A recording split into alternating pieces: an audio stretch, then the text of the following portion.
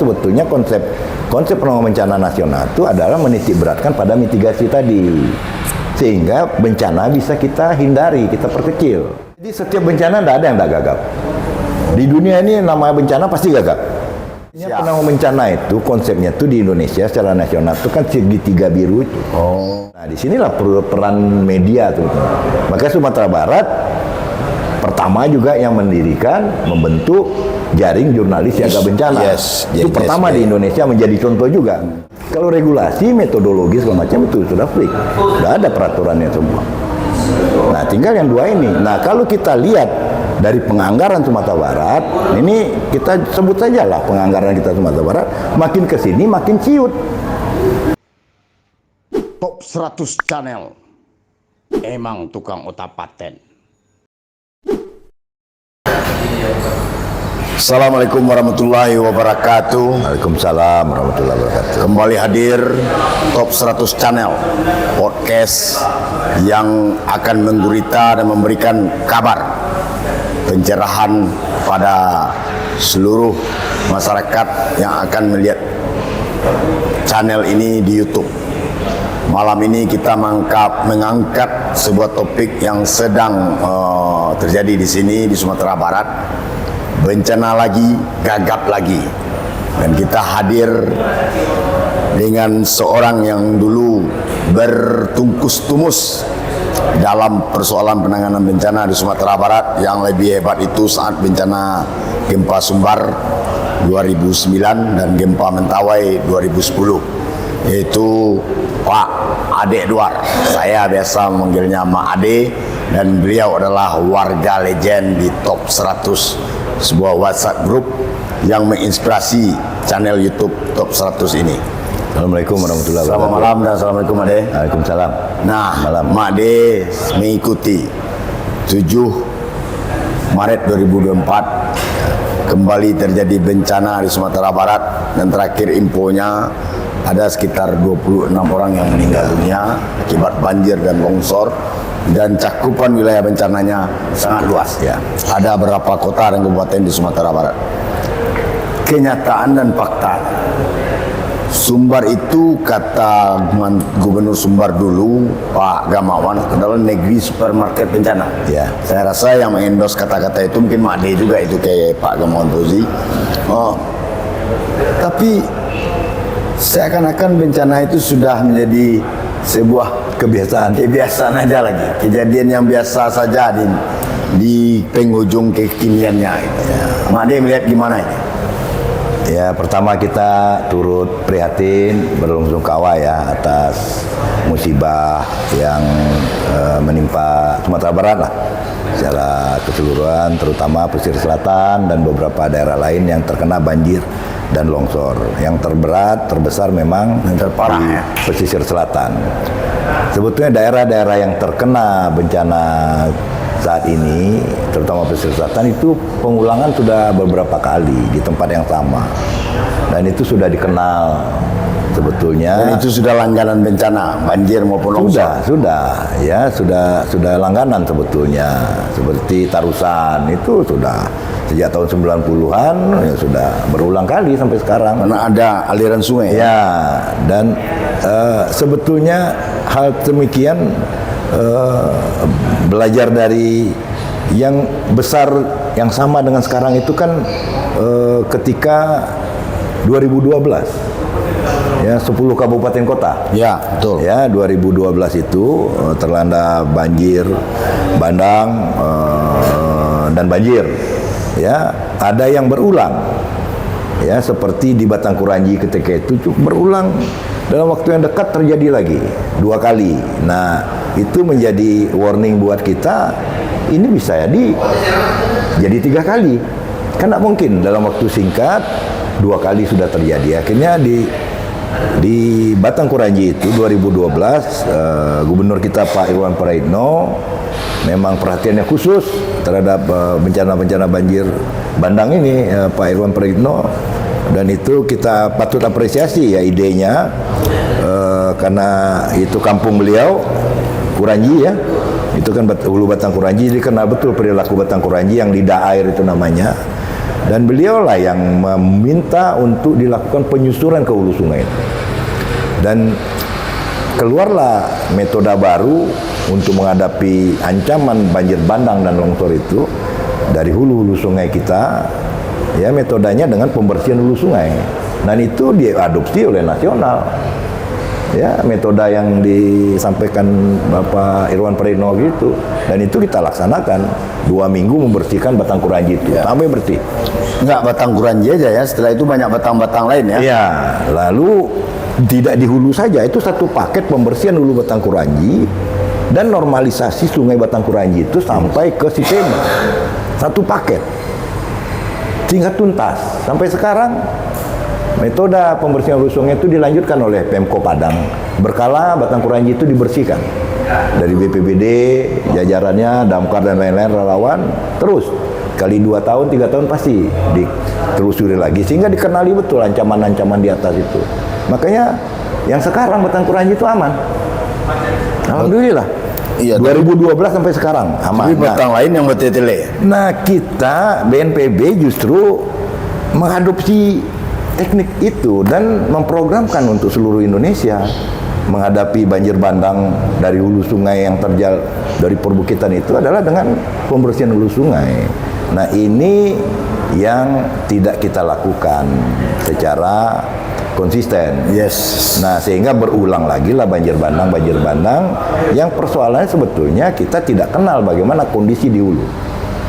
Harusnya itu dimonitor. Ya apa mungkin kenal tapi dianggap tidak kenal gitu. Ya, dianggap ngeh aja gitu. ya diabaikan. Diabaikan. Padahal masyarakat nagari pasti tahu. Iyalah. Pasti tahu. Dan metode bagaimana metode yang efektif, efisien untuk menghadapi itu sudah ditemukan dan sudah dipraktekkan. Tapi untuk banjir bandang dan longsor itu banjir bandang lah banjir. Banjir bandang itu dia Itu penyakitnya. nggak ada warning sistemnya ya.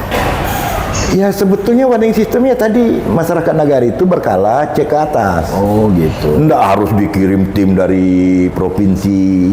Berdayakan masyarakat nagari oleh pemerintah kabupaten.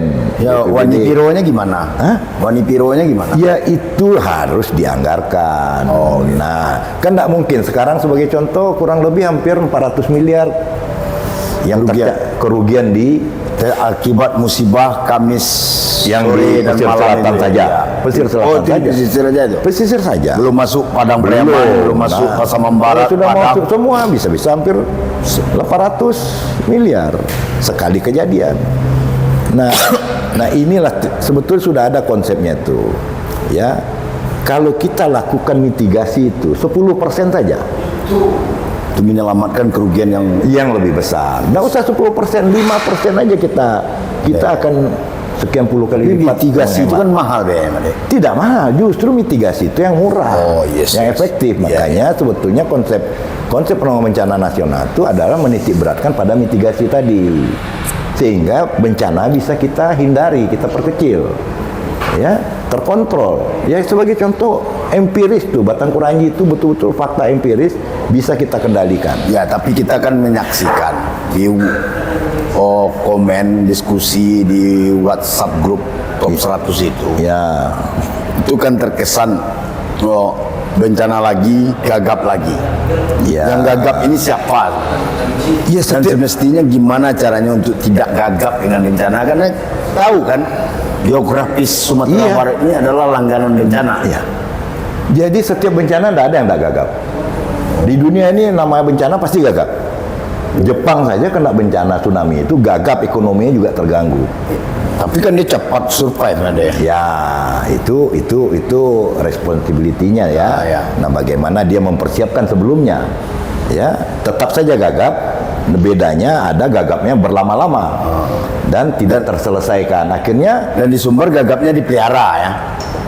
waktu yang menyelesaikan. Iya, gitu iya, loh. iya. Akan selesai aja sendiri ya. Kalau udah berhenti hujan berarti susut sendiri. Ya, kan artinya kalau itu artinya kan belum ada terasa peran dari penanggulangan bencana itu sendiri. Nah, seharusnya Pengelola bencana ini siapa ini? Pemerintah, Ya, kota, tentu. kabupaten, provinsi, Ya, sebetulnya Indonesia. penanggulangan bencana itu konsepnya itu di Indonesia secara nasional itu kan segitiga biru, Oh, ya, pemerintah, masyarakat dan dunia usaha. yes. Ya, sekarang dominasinya masih oleh pemerintah saja. Wartawan di mana di segitiga biru? Masyarakat, Wartawan di mana di segitiga biru itu?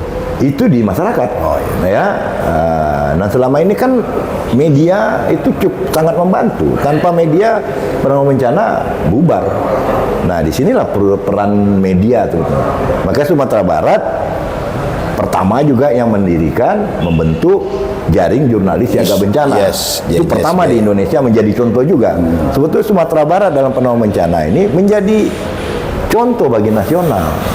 Ya banyak ya, ada yang Oh iya, menjadi contoh. Semua belajar ke Sumatera Barat selama ini. Ya, tetapi kita tidak meneruskan pengalaman-pengalaman baik itu. Ya. Artinya Made melihat hari ini dengan bencana terakhir itu Kamis 7 Maret yang banjir itu penanganan ini tidak baik-baik saja. Ya itu penanganan itu kan namanya pengelolaan itu kan tergantung pada 3 aspek utama itu. Ya. Orangnya, Ya. SDM-nya ya. Ya. Lalu materi, Yes. peralatan segala macam. Sarpas mah. Nah, lalu metodologi peraturan. Metodologi peraturan ini udah ada. Udah fix. Udah ada. Peraturan kepala dari undang-undang sudah ada. Nggak ada masalah. Dan udah jalan. 2007 sudah jalan. Bagus. 2009 jalan jadi contoh. Nah, persoalannya kan di materi, termasuk peralatan. Materi mungkin saja menurun. Peralatan sudah tua-tua. Nah, SDM bisa jadi dulu muda-muda mereka. Sekarang sudah pada jadi tua, nggak ada regenerasi. Iya. Nah ini tergantung money, ya materi, money, dan Kalau regulasi, metodologi segala macam itu sudah fix, sudah ada peraturannya semua. Nah, tinggal yang 2 ini. Nah, kalau kita lihat dari penganggaran Sumatera Barat, ini kita sebut saja lah penganggaran kita Sumatera Barat, makin ke sini makin ciut. Ya kalau SDM, nah pelatihan-pelatihan juga sudah menciut sekarang itu. Penyiapan SDM ini kan akan berganti terus. Ada yang pindah, ada yang ini ya. Ya berarti kan penanganan itu adalah wujud dari sebuah keberhasilan dan bisa juga menjadi sebuah kegagalan. Ya tergantung. Kalau tidak di-maintain. Iya. Itu manajemen penanggulangan bencana tadi. Ya, orangnya, SDM-nya ya. Nah, ketika terjadi bencana sebesar Kamis itu komando bencana itu di mana penanganannya? Ya itu kan berjenjang sebetulnya. Ya kalau Ya. Made di WhatsApp grup itu mengatakan itu soal-soal nasi bungkus itu urusan camat saja lah. Lah itu kan memang lurah, camat itu kan hal biasa dia pesan nasi bungkus kemana aja. Ya bisa. sementara duitnya nggak ada, gimana caranya? Lu kan duitnya nanti diganti. kan. Kan sudah jelas itu, pasti akan diganti. Tinggal lapor nih masyarakat saya perlu makan 500 orang. Ya. Nih saya sudah siapkan nasi bungkus yang akan kita pesan. Yakin Made akan jujur orang itu? Iya, iyalah. Kan itu terukur itu. Dan dia kan tinggal pesan kemana. Seperti Padang, kan Padang ini tidak tenggelam semuanya. Ya. Rumah makan ada, di samping kantor lurah ada itu. Kan tinggal Nah pesan. dengan cara berjenjang itu, Nah itu, pucuk tertinggi itu di mana? nah kalau sesuai dengan arahan Presiden ketika pengesahan Undang-Undang 24 dulu ya, direktif Presiden itu penanggung jawab utama itu adalah Bupati Wali Kota. Ya. Nah tentu camat dan lurah wali negari itu jajaran yang pelaksana di bawah. Nah ketika bencana itu di satu kabupaten, Iya, kalau di banyak kabupaten, iya di kabupaten masing-masing kan tetap bupati wali kota masing-masing yang tanggung jawab. sementara gubernur di mana? Gubernur mau membantu, tugasnya membantu apabila membesar. Kabupaten tidak mampu, disitulah backup. Ini nggak mesti gubernur turun membongkar-bongkar rio-rio itu ya? Ya itu, jadi semua sudah tersistem sebetulnya. Itu kepribadian. Ya, Ya itu mungkin nampak di depan mata, masa mau diabaikan. Kebetulan tampak ya, tentu langsung ditangani. Kan kebetulan tampak itu. Masa tampak suruh lagi orang lain, oh dia udah lalu di situ kan? Ya udah sama-sama diangkat. Kalau saya berpikiran simpel saja, gubernur itu siap dana aja untuk penanggulangan. Ya sebetulnya ya, kembali ke tadi SDM dan dana, peralatan. Nah kita maklum peralatan sekarang otomatis memang sudah tua-tua, ya sudah tua peralatan sekarang. Kemudian pendanaan menciut, kita jujur saja menciut. Lalu bagaimana kita mengharapkan BPBD itu bekerja optimal? Kan tidak, fasilitasnya kurang. Nah kita maklumi juga kan. Belum lagi perpindahan-perpindahan yang tiap sebentar, belum sempat dia dididik, udah terjadi bencana. Enggak, biasanya kan gini Made, ketika suatu daerah itu adalah langganan bencana, pemerintah di daerah itu atau pemerintah di atasnya itu lebih memfokuskan program unggulannya itu, salah satunya adalah penanggulangan bencana, mengantisipasi mitigasi bencana. Nah, dan itu semua OPD harus mengkerucut ke arah itu seharusnya outputnya kan. Betul. Nah, Sumbar hari ini di mana Made melihatnya? Ya kalau hari ini faktanya memang anggaran, peralatan itu sudah SDM juga sudah minim ya. Otomatis tentu ini yang akan dicarikan solusinya. Anggaran ya tentu ditingkatkan. Peralatan ya dirawat lagi, tambah lagi. Ya kita kemarin dengar dari rapat koordinasi juga pengaduan kabupaten itu kekurangan peralatan kepada kepala BNPB. Langsung direspon oleh kepala BNPB, tambah. Ya tapi kan itu setelah terjadi. Ya, seharusnya kan sebelum terjadi itu disiapkan. Sebelum terjadi mitigasi bencana itu jangan setelah terjadi baru diurus. Boleh saja BPBD yang leading sektor. Ya. Tapi seluruh OPD itu memfokuskan betul. Yaitu koordinasi namanya. Koordinasi. Tapi kenyataannya hari ini kan tidak. Kita hidup di Sumatera Barat ini habis bencana satu menunggu bencana lain. Ya, nah itu yang seharusnya kita koreksi ke depan. Ini dimohonkan kepada kan kepala daerah itu tidak sendiri. Ya. Kan bersama DPR. Yes. Nah, inilah menyusun RPJMD itu. Oh, itu di sana kan RPJMD kalau nggak ada di RPJMD-nya berbasis mitigasi bencana. Iya harus. Emang ada daerah Kabupaten Kota Sumatera Barat yang tidak potensi bencana? Kan nggak ada. Semuanya, makanya semuanya harus RPJMD-nya ada poin mitigasi. Ya, ada perhatian. Nah, perhatian itu kebijakan anggaran tentu dari anggaran.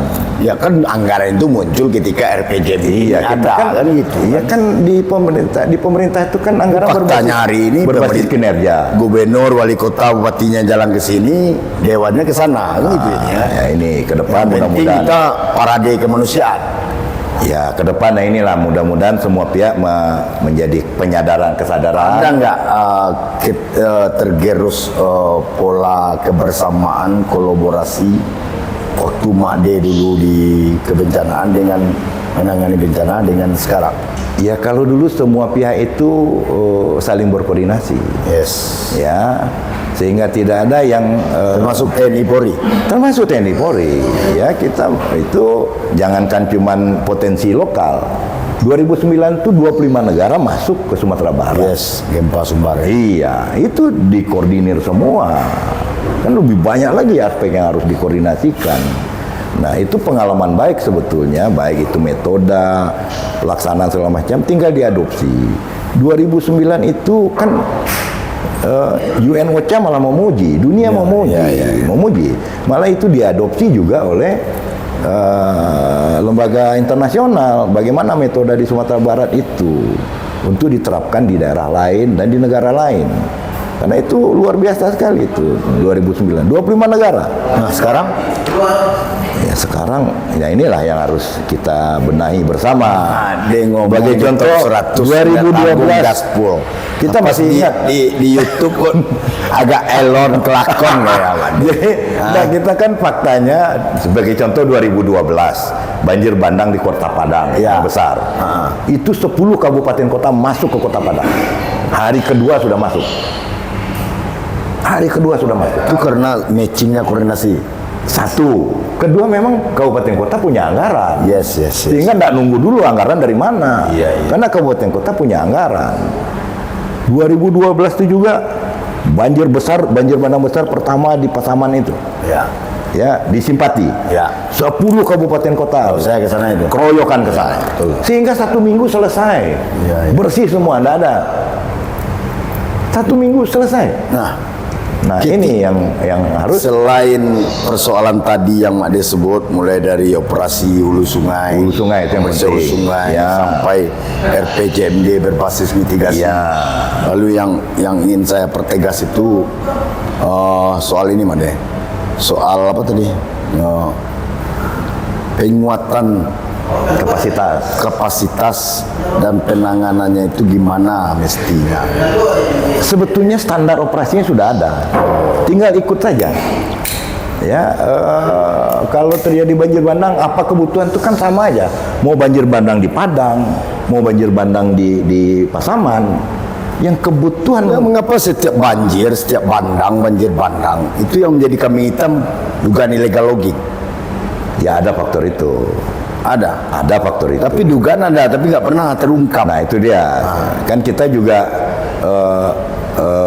banjir bandang disebabkan longsor di hulu itu kan secara mendalam itu kita teliti itu di Batang Kuranji. Memang secara alamiah Praktek nggak ada. longsor kayu lapuk di perbukitan itu Iya. kan alamiah ada. Ya, betul. Kayu itu mati, jatuh, rubuh, lalu turunnya kemana? Sungai. Ke sungai, kayu panjang-panjang itu. Jadi bukan 100% illegal logging juga. Saya bukan membela tidak ada illegal logging, ada, tapi beberapa aspek Case-nya itu beda-beda. saling Ada memperkuat. case yang illegal logging, ada Ya, karena pelapukan kayu. alamiah itu akan kayu lapuk di hutan itu akan sampai di sungai. Itu sudah pasti. Oke, Makanya ada tradisional kita itu sebetulnya di seputar Merapi misalnya ya. Itu sebelum ke sawah itu mereka membersihkan hulu sungai. Itu sudah ada kearifan lokal. Nah, ya sudah ada kearifan lokal karena mereka sudah pelajari ternyata kenapa banjir bandang itu terjadi karena tumpukan kayu yang tempuk menjadi bendung alam di hulu. Nah, diperkuat lagi kalau ada illegal logging. Nah, itu memperkuat. Dan diselidiki, diungkap dan ditangkap. Harusnya ditelusuri. Harus ada penegakan hukum. Betul. Jadi model Batang Kuranji itu harusnya diterapkan di seluruh daerah kita. Sayang-sayang juga itu nasional aja mengadopsi. Nasional itu mau adopsi metode pembersihan hulu sungai. Dalam Kecamatan Made, Sebagai contoh ya, gimana membersihkan hulu sungai itu dari kayu yang panjangnya 12 meter, diameternya sampai 1,5 meter. Alat berat nggak bisa masuk. Gimana? Nah di situ Batang Kuranji itu menemukan metodenya. Dipotong kecil-kecil dengan chainsaw 1 meter 1 meter. ya, sekarang kan sudah gampang, Made. Nggak mesti turun langsung. Kan bisa pakai operasi drone. ada drone. Iya, 2012 belum ada drone, kita dikirim helikopter Iya. 3 hari sama BNPB. Itu. Nah sekarang kan drone lebih murah operasionalnya. Jadi sudah tergambar itu sebetulnya kalau memang ada kemauan. Telusur itu hulu sungai yang banjir-banjir bandang itu. Apa penyakitnya? Selesaikan. Siap, Made. Selesai ngurus masyarakatnya, ancaman susulan itu jangan diabaikan. Iya. BNPB sebetulnya sudah ingatkan di flyernya itu kan, ya waspada ancaman bencana susulan. Karena bisa aja sebulan lagi, 2 bulan lagi, 2 tahun lagi. Tapi itu kalau tidak diurus dulunya, itu menjadi bom waktu lagi untuk ke depan dan Oke. dia sifatnya akan lebih besar. Hulu sungai itu. Penanganan hulu sungai. Bom waktu. Bom waktu. Kalau tidak tangani. Iya. Oke, Made. Siap. Ini luar biasa dengan Made. Ade Edward. Tokoh kebencanaan Sumatera Barat yang tidak pernah mati ya. Gitu. Top 100 punya seorang Ade Edward sehingga diskusi di WAK Top 100 itu hidup, terutama persoalan bencana hari ini. Mungkin terakhir kita berharap ada closing statement yang membangun baik Made evaluasi atau bagaimana solusi supaya masyarakat Sumatera Barat ini tidak hidup dari bencana satu ke bencana lain. Pertama memang kita menyadari bahwa seluruh kabupaten kota kita ini, yang 19 kabupaten kota ini, semuanya rawan bencana. Tidak putus-putus, terutama banjir bandang dan banjir ini, Galodo. Ya, kalau gempa-gempa itu kan sekali-sekali. Tapi yang rutin tahunan itu banjir bandang, Galodo, banjir, longsor. Nah, itu korban jiwanya cukup besar. Ya, kerugian kerugian materinya cukup besar. Penderitaan masyarakat tinggi. Bayangin, ada satu desa, dusun yang terisolir berapa hari. Ya. Bagaimana penderitaannya itu ya? Belum lagi rumahnya segala macamnya, pertaniannya habis semuanya. Dan untuk kembali pulih itu tidak bisa dalam beberapa bulan. Bayangin, rumahnya lewat, tanaman pertaniannya hancur semua. Itu 1 tahun belum tentu bisa kembali pulih ya. Nah, ini yang perlu kita hitung. Kerugian itu tidak kerugian yang satu saat ya. Ada kerugian ekonomi. Sumatera Barat itu mengalami kerugian ekonomi dengan terjadi bencana. Sumatera Barat rugi itu secara ekonomi ya, bukan hanya rugi materi yang kita rumahnya hancur tapi kerugian ekonomi itu yang lebih besar dan kemudian kehilangan kesempatan. Anaknya sekolah, ya itu banyak, akan ada cerita anaknya sekolah tidak ada biaya lagi, akan timbul masalah setelah bencana. Itu sudah pasti. Oleh sebab itu, ini semua kabupaten harus menjadikan ini perhatian. Ya, tahun depan tidak boleh lagi terjadi ada bencana lagi. Ya, harus ada semangat itu. Harus kita punya target. Sekarang berapa? Kan data bencana, kejadian bencana Sumatera Barat ini jelas dari tahun ke tahun. Menurun apa meningkat? Meningkat ya. Meningkat. Nah, tahun depan harus menurun. Nah, ini kesepakatan semua kita. Baik itu pemerintah, masyarakat, dan dunia usaha. Tuh ya. Nah, jadi penganggaran untuk BPBD, peralatannya tolong menjadi perhatian dan kemudian masukkanlah dalam RPJMD sehingga bisa dianggarkan. Kalau tidak dimasukkan, nggak ada alasan untuk menganggarkan. Masukkan di situ sehingga dianggarkan. Karena apa? Ya, kalau kita lakukan mitigasi, itu kerugian lebih besar itu bisa kita perkecil. Kalau terjadi bencana, bencananya sedikit, kecil, tidak besar-besar. Kemudian cepat ditangani sehingga kerugian itu. Makin lama bencana ini mengambang, seperti pesisir, makin besar kerugiannya. Makin cepat ditangani, makin kecil kerugian. Seperti gempa 2009, 30 hari selesai. Ya, sehingga kerugian kita tidak berlama-lama. Nah, itu. Kemudian dunia usaha, kita mohon itu, termasuk CSR BUMN. Saya nyinyir, ya, menyampaikan terus. Jangan membantu itu setelah orangnya meninggal. Rumahnya udah hancur, ya udah tidak ada arti lagi tuh. Harusnya sebelumnya, bagaimana rumahnya tidak hancur, bagaimana orangnya tidak meninggal, merubah mindset. Nah, mindset ini, ya, kita alokasikan dana kita kecil saja dimitigasi, tapi manfaatnya besar untuk menurunkan jumlah korban dan kerugian. Nah, itu. Oke, Made, terima kasih luar biasa dengan Top 100 Channel, dan ini mungkin sebuah pembelajaran dan saya yakin sangat banyak nilai-nilai dari podcast Top 100 Channel hari ini bersama Pak Ade Edward, Mak Ade yang legend namanya. Dan kita akhiri bahwa ingat, tidak ada siapapun menginginkan bencana dan tidak ada seorang pemimpin pun menginginkan masyarakatnya hidup dari bencana ke bencana lagi. Terima kasih. Billahi taufiq hidayah. Assalamualaikum warahmatullahi wabarakatuh. Terima kasih, Mantap.